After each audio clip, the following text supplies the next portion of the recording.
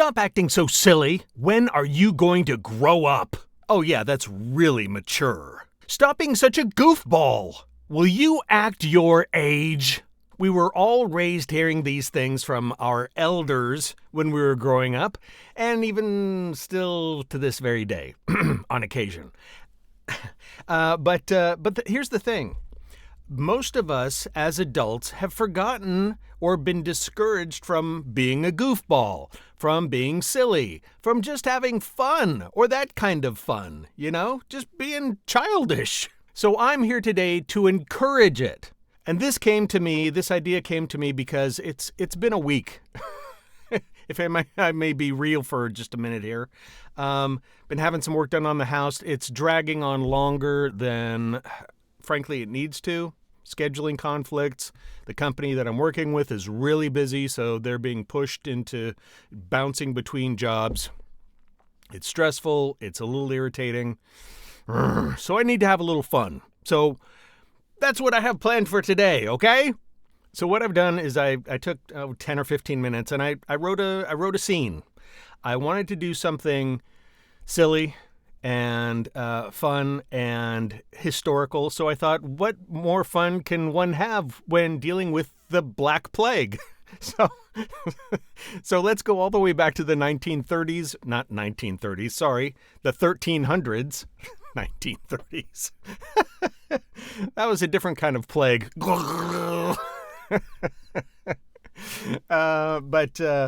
Yeah, let's go back to medieval times and have some fun with the Black Plague, okay? So this scene, I'll just bring it up here for us to take a look at. Imagine it says here, a royal council member coming to the king, who is probably dining alone, maybe not. I don't know. I'm gonna leave that open to interpretation. But the scene here really focuses on the king and just how displaced he is from his subjects. He has no idea what living a normal life is like.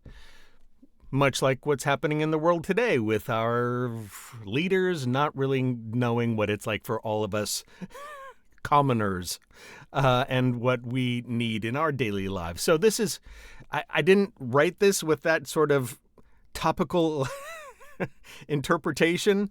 I just wanted to have some fun with it. So anyway, the king he's so removed from anything. He barely recognizes that there is a plague going on, killing thousands. Apparently there, between some estimates, between 30 and 60% of the population of Europe was wiped out by the plague, the bubonic plague, otherwise known as the Black Death. Staggering amounts of death and suffering. Anyway, so let's have a little fun with that, shall we? Okay, so I'm imagining this is taking place in a royal court in the medieval times. A council member has come in to deliver a message from the king and asking for advice upon how to handle the panic that is ensuing in the kingdom and in the city. And the king can barely look up from his disappointing meal. That's really what's on his mind, his disappointing meal.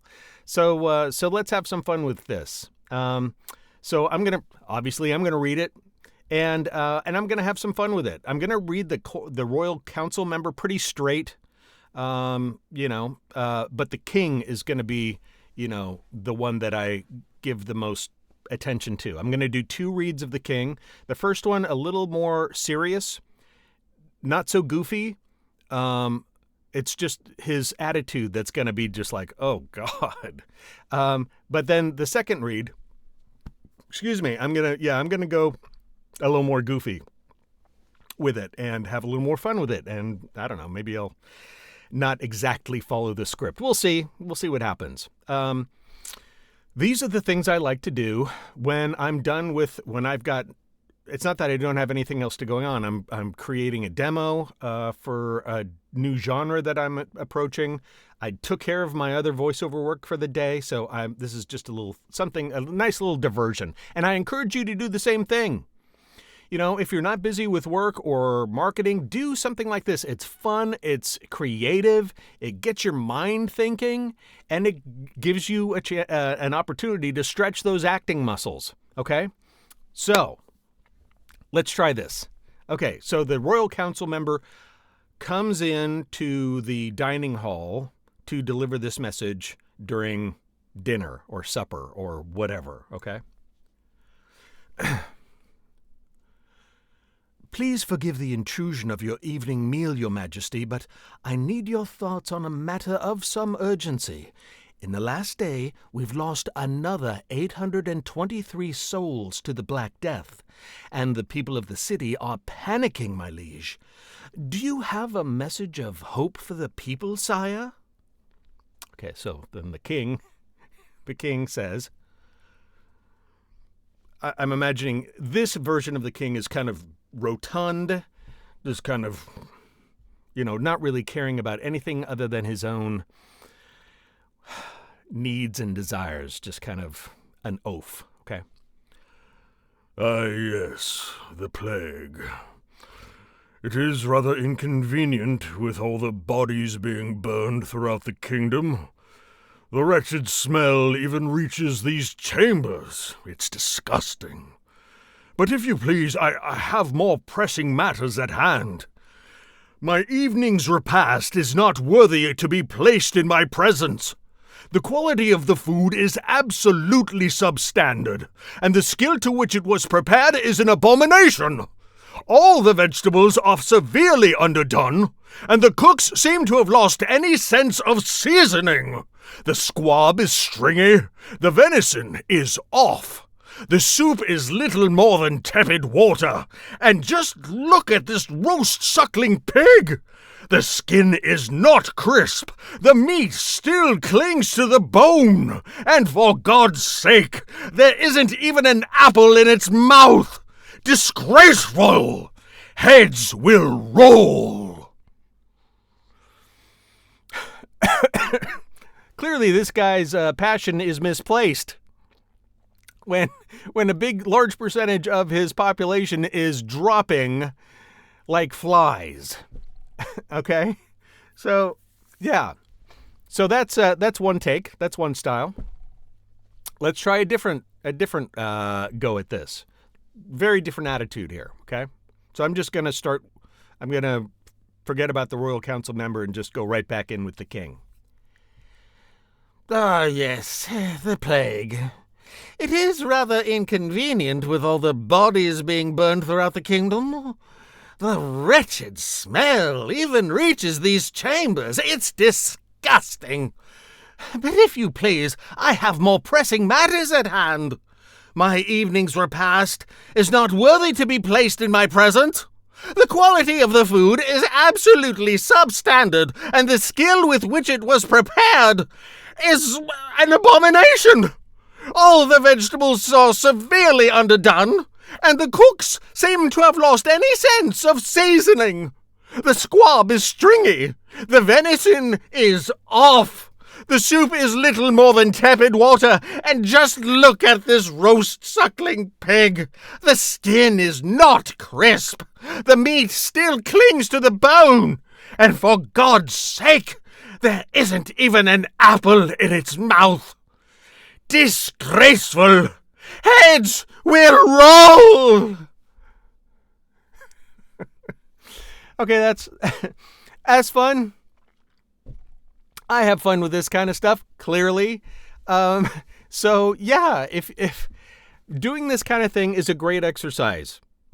Whether it's part of your coaching when you're just coming up, or just as an exercise if you're still at it, if you like to do this kind of thing.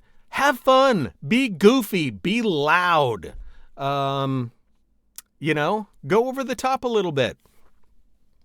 Have fun. That's the point here. If this wasn't fun, I wouldn't do it. I mean, this job, voiceover. Now, I don't always have this kind of fun. I love being at the mic, for all kinds of work.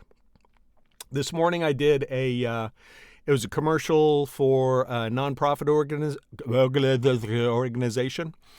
And then I did some Voice of God announcements for a convention. Voice of God, it's like, for those that don't know, it's like announcements that come over the intercom or the loudspeakers and stuff at award shows, or, introductions, or conventions or things like that, where it's just the voice of God coming from somewhere. That's why they call it Voice of God. It's coming from up there somewhere. It must be God. So anyway, so play with this kind of thing. It's fun. It helps you stay in touch with the fun part of being an actor. It tests your writing skill. It stretches your imagination a little bit. Goof around with this kind of thing. I highly recommend it. And I like to push the boundaries of my acting ability and the acting ability of those that I coach. I'll throw people into a situation like this where maybe it's not prepared, maybe they're not expecting it, just to see what happens, just to have fun. All right, guys, thanks for joining me today. I hope you're enjoying the content. Please like and subscribe and all that stuff. Check the links in the bio and not the bio, the description box. And please tell me how I did. Did I suck?